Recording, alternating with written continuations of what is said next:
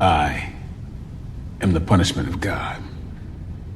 And if you had not committed great sins, God would not have sent a punishment like me upon you.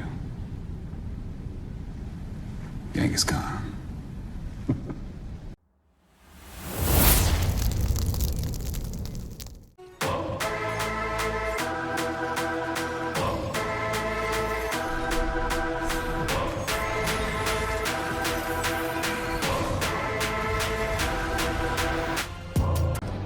I have the power.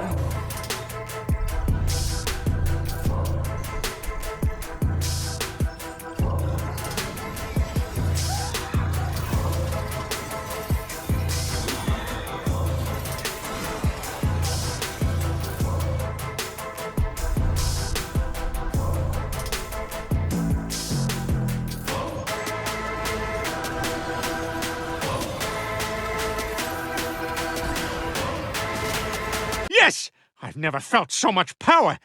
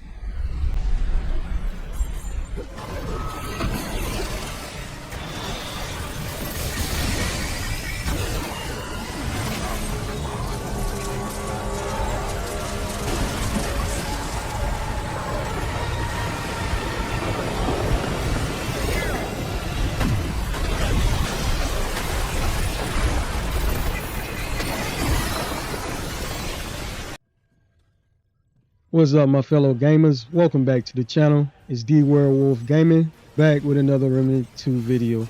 Alright, I hope everyone is doing well and staying safe. Today, guys, I got a very powerful build to showcase, guys. This build isn't anything new. You know, it's been out for a while, but like I said, guys, I will continue to make content for those who are new to this game and those like myself that still enjoy Remnant 2, guys. So overall, this is a very fun game, guys. I can't put it down.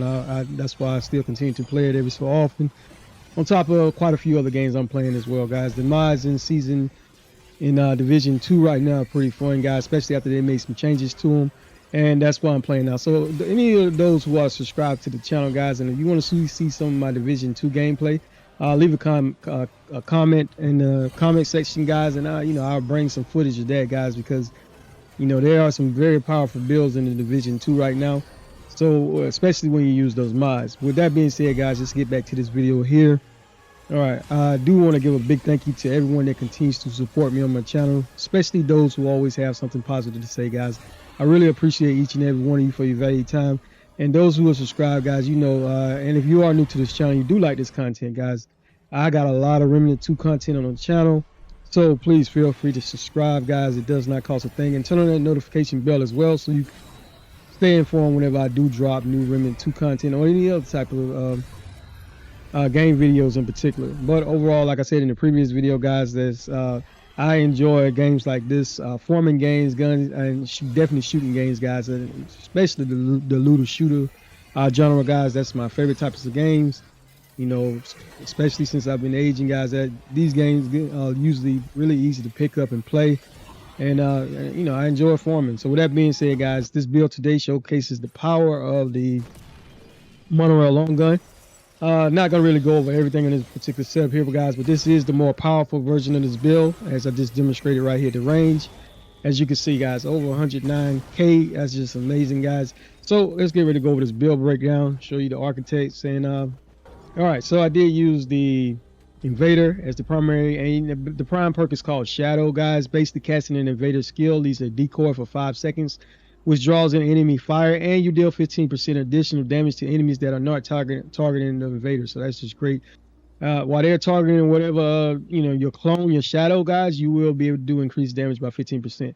Now, the wormhole is just great for this particular setup, guys. It basically wraps the caster forward through space and time. The next melee or range attack within 5.8 seconds will deal 300% increase in damage. So that's just great, guys. So basically, you got 5.8 second window to be able to deal up to 300% increase in damage. All right, the Hunter as the secondary, and I did use the Hunter Shroud. Basically, guys, the main thing is called Ambush. This increases range and melee damage by 50%. It does diminish over its duration, guys, and range and melee attack supply mark.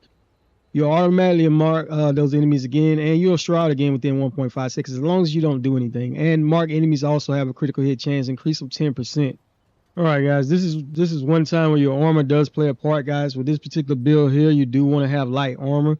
As you can see, my weight is right there at 23.7, so that's pretty light. So it doesn't matter your armor, guys, but it does have to be within the light class. All right, I did use the Tranquil Heart Relic for the passive health regen of 2 per second, and on use it doubles all health regeneration for 15 seconds.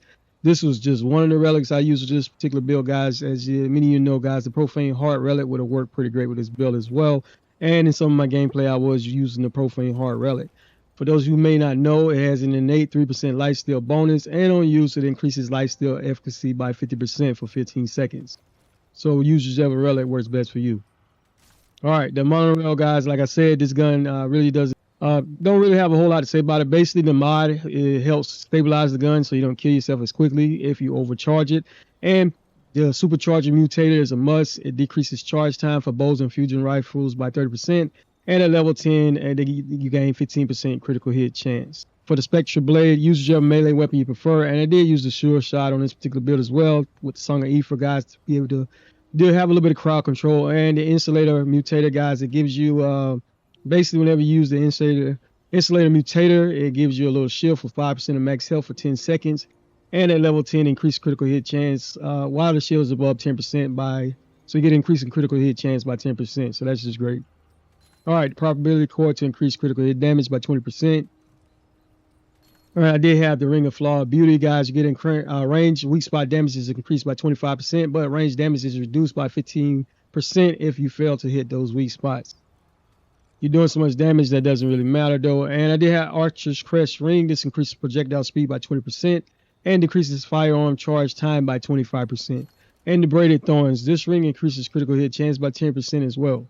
All right, for the amulet, guys, with this particular setup, a 0 hour amulet, it basically increases all damage by 20% and critical chance by 10%. And guys, so this is why I say you want to have that lightweight class to get that full benefit of all damage increased by 20% and critical hit chance by 10%. And each weight class you go above that light armor, it reduces all damage bonus you get by 5% and critical chance by 2.5%. All right, for the traits, Untouchable comes with the Invader. This increases invade window by 30%. Long Shot comes on a Hunter. This increases weapon ideal range by 6 meters. Triage, this increases healing by 50%. I got 10 points in that. They have 10 points in Fortify to increase armor effectiveness by 50%, 10 points in that as well. Now I did have right at 5 points in Gifted. This increases skill duration by 15%. 10 points in Vigor to increase max health by 30. 10 points in Spirit. This increases mod generation by 20%. 10 points in Expertise, guys. Reduce skill cooldown by 20%. Add 10 points in Scythener. Grants 3% of base damage as lifesteal. So like I said, this build has pretty good survivability, even though you're light, guys, because I got some passive health regen coming from the Tranquil Heart Relic. Got some lifesteal. All right, Insight, the 9 points in that. All right, and Chakra, guys, this increases mod duration by 20%. Did have right at 7 points in that. When it comes to these traits, always use whichever traits work best for you.